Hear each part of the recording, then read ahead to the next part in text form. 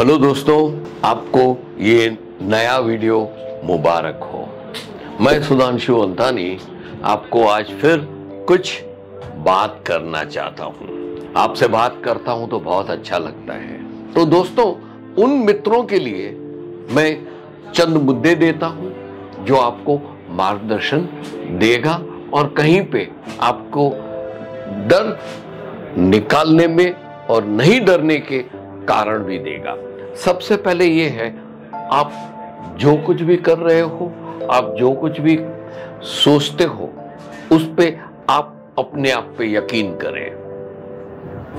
आप समझे ना, आप पढ़े लिखे हो, आप अपने क्षेत्र में कामयाब भी हैं और आपके दिल में एक जो खौफ रहता है ना कि मेरे पास पैसे नहीं है, ऐसा भी नहीं है। आपके पास पैसे भी है नए कपड़ों का व्यापार शुरू करने के लिए।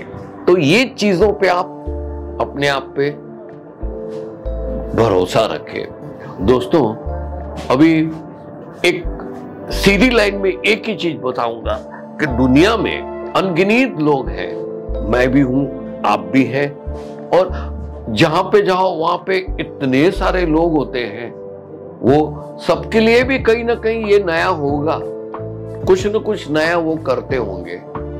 आप फिर सूरत में हो या बंगाल में बैठे हो या आप फिर बैठे हो साउथ में या आप फॉरेन में बैठे हो तो इंसान ना, जैसे मैं इधर इंसान हूं वैसे इंसान आप हैं। और आपके दिल में जो भय है ना, वो सबके दिल में भय रहता है। सब ऐसे मानते हैं कि सामने वाला मेरे को चीटिंग करेगा, जैसे आप समझ रहे हो। तो यही भय से सब आगे निकलते हैं। तो ये भय का सामना करने के लिए एक ही चीज है, आप अपने आप पे भरोसा कीजिए, आपकी पढ़ाई पे भरोसा कीजिए। एक ही हो गया। दूसरा, आप जब प्लान करते हो कि परचेसिंग के लिए जाना है, तो आप क्या करेंगे मालूम है? आप प्लानिंग करके निकलो।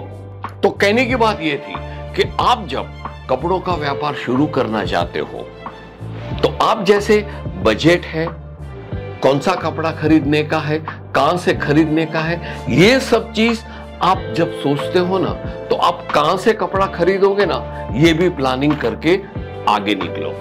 दोस्तों, अगर आप केसरिया टेक्सटाइल कंपनी से कपड़ा खरीदना चाहते हो, तो केसरिया टेक्सटाइल कंपनी के एक सुविधा उपलब्ध है, और वो ये है कि आप सीधा स्क्रीन पे लगे मोबाइल नंबर है ना, उससे स्टेशन उतरते ही संपर्क कीजिए। हमारी पिकअप सेवा यानी कि केसरिया की पिकअप सेवा उपलब्ध है। आप सीधा बाहर खड़े रहिए, हमारा ड्राइवर आके आपका संपर्क करेगा मोबाइल से और आपको सीधा केसरिया लेके आएंगे।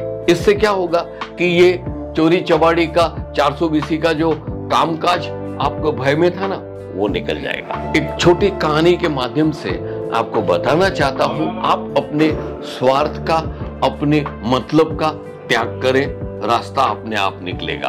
और दूसरा है कि आप ये हमेशा ध्यान रखो कि एक जहाज जो होता है वो अपने किनारे पे खड़ा है ना, तो एकदम कंफर्टेबल है, एकदम सुरक्षित है।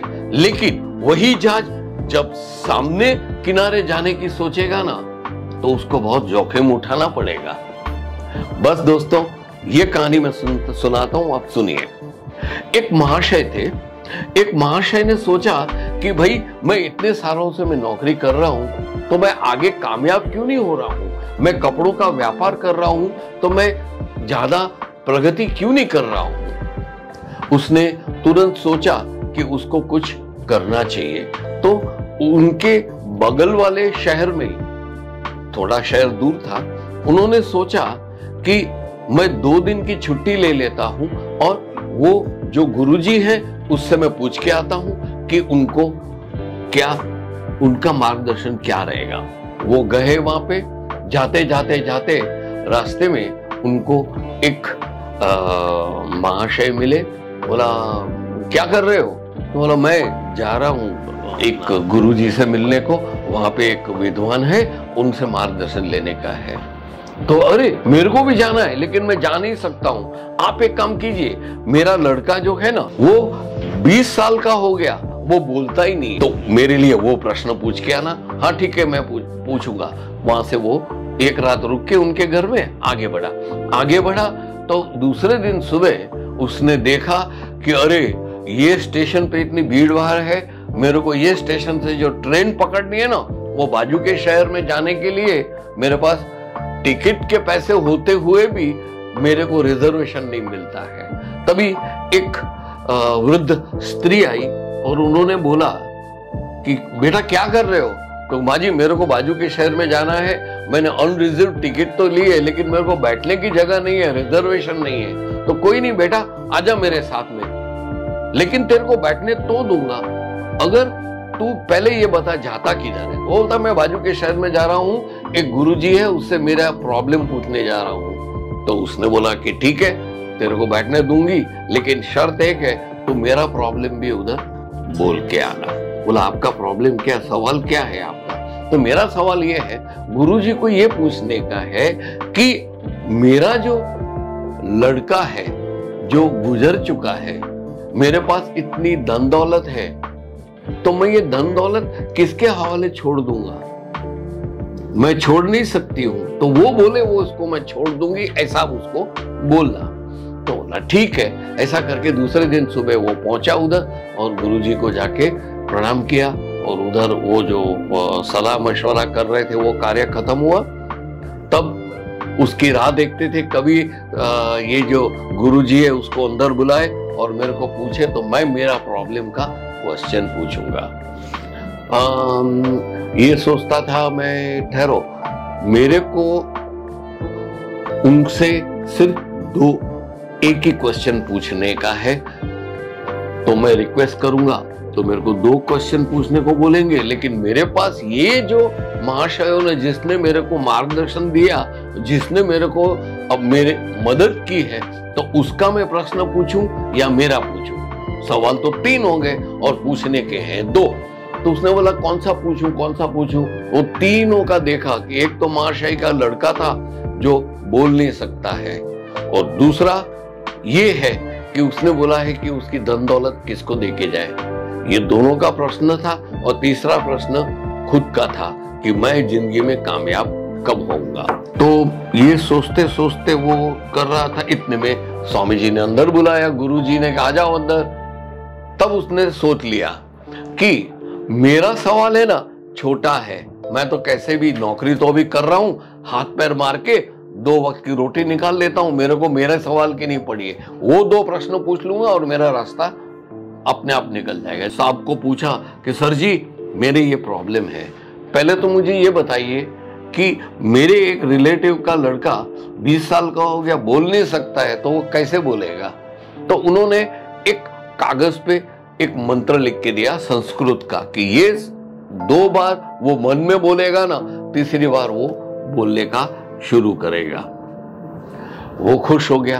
बोलो दूसरा प्रश्न क्या है? दूसरा प्रश्न ये है कि एक मेरी मौसी है, उसके पास करोड़ों की जायदाद है, लेकिन उसका इकलौता बेटा मर चुका है, तो उसके लिए वो दौलत किसको देके जाए, वो दान कितनी करे, तो उस दौलत को संभालने वाला कौन है?